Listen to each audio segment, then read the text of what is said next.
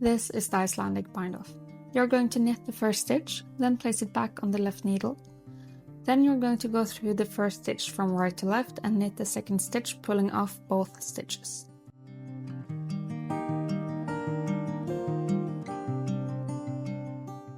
Place the stitch back on the left needle, but from now on you're going to do that with a twist.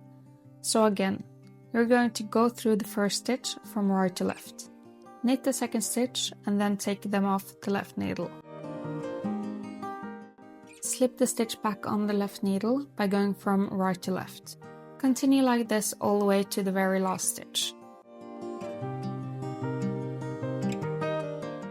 Break the yarn and pull through.